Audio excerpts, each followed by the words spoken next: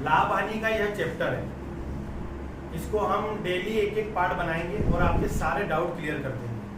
जैसे कि लाभ हानि में हम लोग क्या देखते हैं कि कॉस्ट प्राइस आता है एक बार और एक आता है सेलिंग प्राइस। यानी कि कॉस्ट प्राइस का मतलब होता है क्रय मूल्य और सेलिंग प्राइस का मतलब होता है विक्रय मूल्य। यानी कि हमने कोई भी चीज खरीदी, मान लीजिए 100 रुपए की कोई चीज खरीदी और 120 में उसको बेच दी, उसका मतलब होता है बेचना।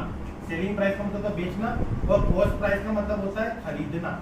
ठीक है, तो हमने 100 रुपए की कोई चीज खरीदी, 120 में बेच दी, यानी कि 20 रुपए का लाभ।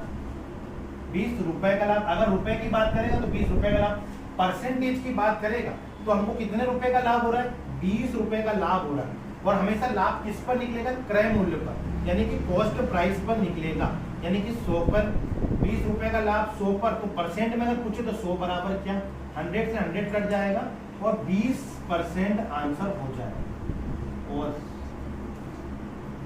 ठीक है, लाभ हानि का यह एक क्वेश्चन हम देखेंगे। राम ने गाय 8000 रुपए में खरीदकर 4% लाभ पर बेच दिया।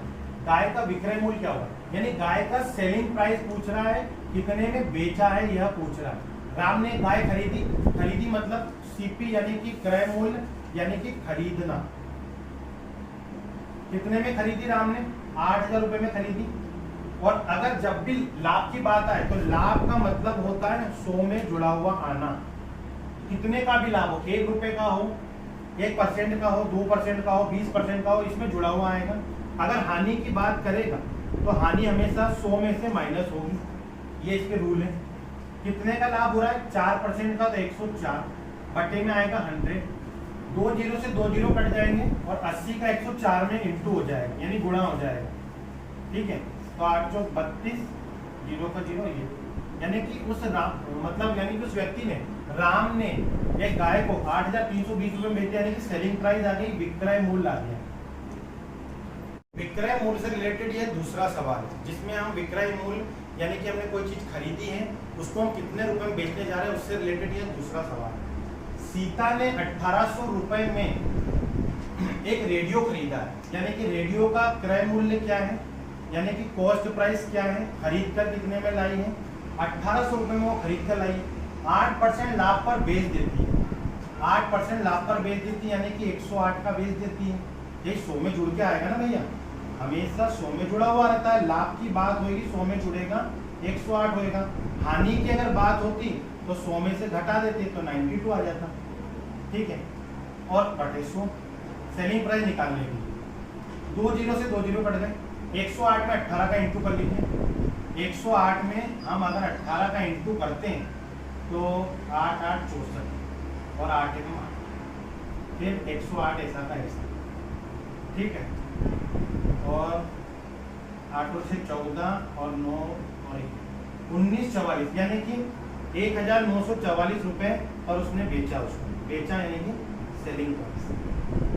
ये कॉन्सेप्ट है। अभी तक हमने लाभ के कुछ प्रश्न देखे, अब हानि से रिलेटेड एक प्रश्न और देखेंगे। लाभ हानि का यह चैप्टर है, इसमें हानि से रिलेटेड एक क्वेश्चन है। रमेश ने एक टेलीविजन 6000 रुपए में खरीद कर 12% हानि पर बेच दिया। रमेश रेडियो का विक्रय मूल्य क्या होगा? रमेश ने 6000 का एक टेलीविजन खरीदा, 6000 का खरीदा, यानी कि कॉस्ट प्राइस क्या होगी इसकी? 6000 रुपए खरीदा। 12% की हानि, तो मैंने बताया है कि हानि हो या लाभ हो, अगर हानि है तो 12 माइनस कर देंगे तो 88 आ जाएगा। लाभ होगा तो हम उसमें जोड़ देंगे तो 112 हो जाता है, यानी कि ये तो हानि है और ये लाभ है। हानि हो रही है तो कितने की हो रही है? उसको 12% की हानि हो रही है, 88 बटे में 100। 2 जीरो से 2 जीरो कट गए। 88 इंटू 60, 8 6 48, 4 8 48 और 4 52, यानी कि रमेश को रेडियो का विक्रय मूल्य यानी कि सेलिंग प्राइस 5280 रुपए रखनी चाहिए। यानी कि क्या हुआ, रमेश को कितने रुपए की हानि हुई? तो हम इसको 6000 में से घटाएंगे, 6000 में से 5280 को घटाएंगे तो ये आ जाएगा 720 रुपए की उसको हानि हुई है।